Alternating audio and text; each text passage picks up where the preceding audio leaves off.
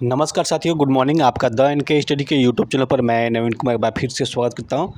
तो जिस बात का डर था आखिरकार वही हुआ। नई भर्ती का अधियाचन मिलने के बाद जारी होगा परीक्षा कैलेंडर। जी हां, अन्य आयोग की भांति उत्तर प्रदेश शिक्षा सेवा चयन आयोग भी वैसे का वैसे ही निकलता जा रहा है जैसे कि उम्मीद की जा रही थी कि केवल आंकड़ेबाजी, बयानबाजी, वादों की भरमार, दावे के झूठे पुलिंदे इत्यादि के आधार पे ही इसकी जो है कि बुनियाद तैयार हुई है और हूबहू वही हो भी रहा है, क्योंकि वादे किए गए थे 5 सितंबर को जब अभ्यर्थियों ने धरना दिया था नया शिक्षा सेवा चयन आयोग के सामने। तो खुद अध्यक्ष जी ने कहा था कि 10 दिन के अंदर जो है कि कमेटी गठित कर दी जाएगी और 10 दिन के अंदर एग्ज़ाम कैलेंडर जारी कर दिया जाएगा। लेकिन 10 दिन से जो है कि 25 सितंबर आज हो चुका है, 5 सितंबर से 25 सितंबर हो चुका, 20 दिन बीतने के बाद भी परीक्षा कैलेंडर जारी तक नहीं किया गया। अब वो कहा जा रहा है कि जब नई भर्ती का अधियाचन ही नहीं मिला है तो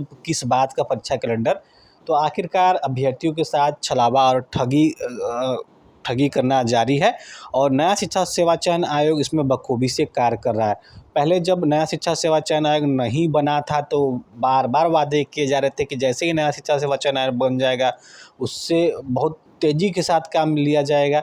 उसके बाद अध्यक्ष नहीं थे तो अध्यक्ष के लिए फिर कहा जाने लगा कि अध्यक्ष के आते ही कार्य शुरू कर दिया जाएगा, परीक्षा नियंत्रक के आते ही कार्य शुरू कर दिया जाएगा, सदस्य के आते ही, सचिव के आते ही, यानी सभी प्रकार के दावे जो है कि किए जाते रहे। और जैसे जैसे सारी चीज़ें पूरी होती जा रही हैं वैसे वैसे जो है कि अब नया शिक्षा सेवा चयन आयोग अपने कदमों को धीरे धीरे पीछे खींच रहा है। अब उन आयोगों में भी शामिल हो चुका है जो आयोग पहले से कार्य कर रहे थे, और कैसे कर रहे थे ये अभ्यर्थियों को अच्छे से पता है।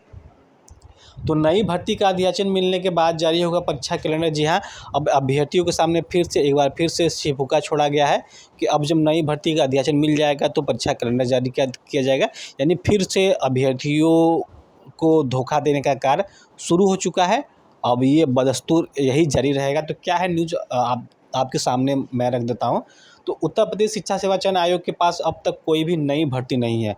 जब कोई नई भर्ती नहीं तो जो पिछले पुरानी भर्ती, टीजीटी का एग्ज़ाम अलग से कराना है, पीजीटी का एग्ज़ाम अलग से कराना है, असिस्टेंट प्रोफेसर भर्ती का एग्ज़ाम अलग से कराना था। आखिरकार उसका डेट कब घोषित करेगा आयोग, क्योंकि अध्यक्ष जी को मिले 1 सितंबर, जो 1 सितंबर को अध्यक्ष जी की नियुक्ति मिल गई थी, यानी आ गए थे। तो आज 25 दिन बीतने के बाद भी जो है कि अभी तक ये हाल है कि आयोग कोई भी डिसीजन नहीं ले पा रहा है, क्योंकि तमाम प्रकार के डिसीजन, उस समय बड़ी बड़ी बातें कही गई थी कि ये कमेटी गठित कर जाएगी, वो कमेटी गठित कर दी जाएगी और जल्द ही सभी चीज़ों का निस्तारण हो जाएगा।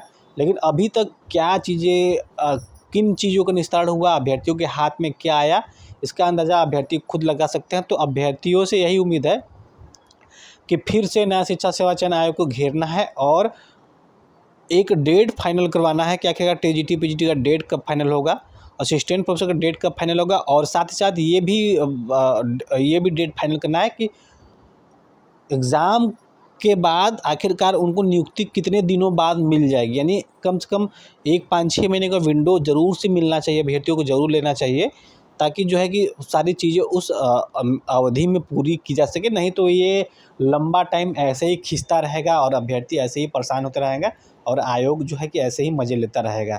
उत्तर प्रदेश शिक्षा सेवा चयन आयोग ने परीक्षा कैलेंडर जारी करने के लिए कमेटी का गठन तो कर दिया है, लेकिन अभ्यर्थियों को कैलेंडर के लिए अभी इंतज़ार करना होगा। तो 10 दिन के वादे तो ऐसे ही टाटा फिक्स हो गए, तो 10 दिन का वादा किया गया था, 10 दिन के अंदर जो है कमेटी गठित कर दी जाएगी और एग्ज़ाम कैलेंडर जारी कर दिया जाएगा। 10 दिन से लगभग 20 दिन हो गए, लेकिन 20 दिन के बाद खबर ये आती है कि अभी और इंतज़ार करना पड़ेगा। तो आगे इसी में लिखा है कि अभी कितना इंतज़ार करना पड़ेगा। तो आयोग को किसी भी नई भर्ती का अधियाचन नहीं मिला है। कैलेंडर तभी जारी किया जा सकेगा जब आयोग को भर्तियों का अधियाचन मिलेगा। वर्तमान में आयोग के पास केवल 2 लंबित भर्तियां हैं, जिसके तहत राजकीय महाविद्यालयों में असिस्टेंट प्रोफेसर के 1017 पदों और राजकीय माध्यमिक विद्यालयों में टीजीटी पीजीटी के 4163 पदों पर भर्तियां होनी है। तो आखिरकार जब कैलेंडर जारी नहीं किया जा रहा तो इसी बात पे मुहर लग जाए कि टीजीटी पीजीटी और असिस्टेंट प्रोफेसर का एग्ज़ाम डेट कब घोषित किया जाएगा। दोनों भर्तियों के लिए 2 साल पहले अगस्त 2022 में आवेदन की प्रक्रिया पूरी हो चुकी है। आयोग को अब भर्तियों की परीक्षा तिथि घोषित होने का इंतजार है। परीक्षा कैलेंडर जारी करने के लिए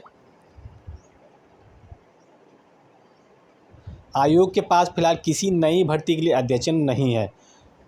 अब ये नया दांव पेच खेला जा रहा है कि जब एग्ज़ाम कैलेंडर तभी जारी होगा जब कोई नई भर्ती का अध्याचन मिलेगा, तो एक नया सेविका फिर से छोड़ दिया गया है।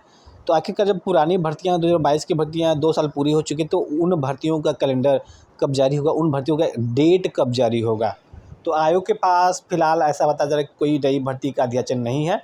अभ्यर्थियों के आंदोलन के मद्देनज़र आयोग ने शासन और संबंधित विभाग को पत्र भेजकर प्राथमिक शिक्षक भर्ती के लिए रिक्त पदों का अध्याचन मांगा है, लेकिन प्रक्रिया लंबी है, सो आयोग को अध्याचन मिलने में वक्त लगेगा। अभ्यर्थियों का दावा है कि परिषदीय विद्यालयों में प्राथमिक शिक्षक के तकरीबन 78,000 पद रिक्त हैं। वहीं अशासकीय महाविद्यालयों में असिस्टेंट प्रोफेसर के 1,000 से अधिक पद और प्राचार्य के तकरीबन 150 पद खाली हैं।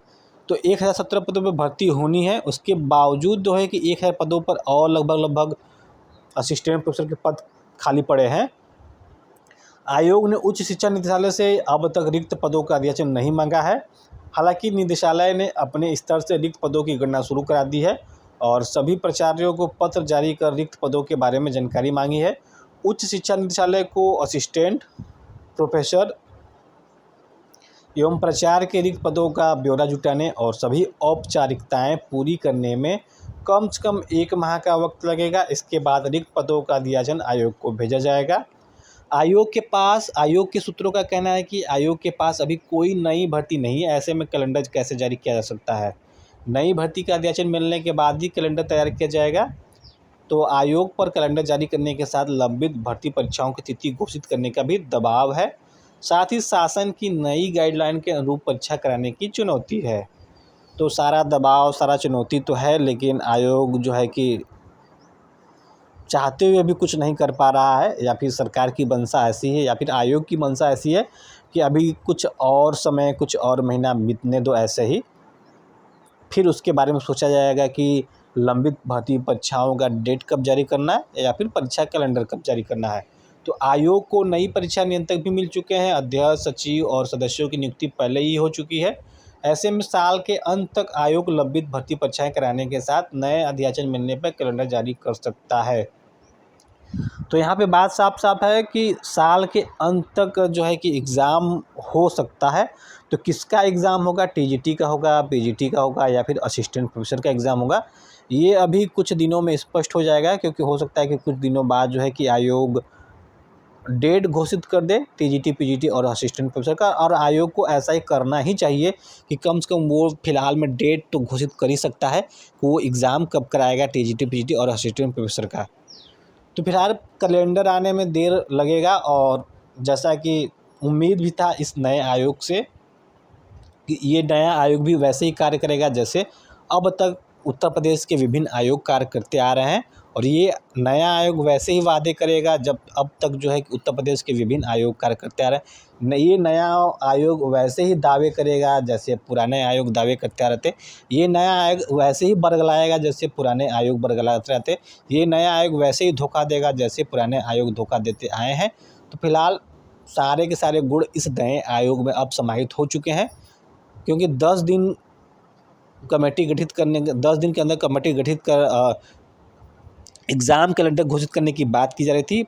20 दिन बीत चुके हैं, लेकिन अब सामने स्थिति ये आ गई है कि अब सारा का सारा खेल जो है कि रचा जा रहा है। चक्रव्यूह की रचना की जा रही है कि अभ्यर्थियों को कैसे फंसाना है, कैसे उनको पेंडिंग लटका के रखना है। और सरकार इस बात को अच्छे से जानती है, इस बात को आयोग अच्छे से जानता है कि 2027 का चुनाव है, कम से कम वहाँ तक तो खींच लिया जाए। क्या पता 2029 के चुनाव तक भी खींच लिया जाए, तो इसमें कोई बड़ी बात नहीं होगी। तो फिलहाल इस वीडियो में बस इतना ही। अगर वीडियो पसंद आया उसको जरूर से लाइक करें, नए चैनल पर नया तो सब्सक्राइब करें। मिलते हैं अगले वीडियो में। बने रहिए द एनके स्टडी के साथ। बहुत बहुत धन्यवाद।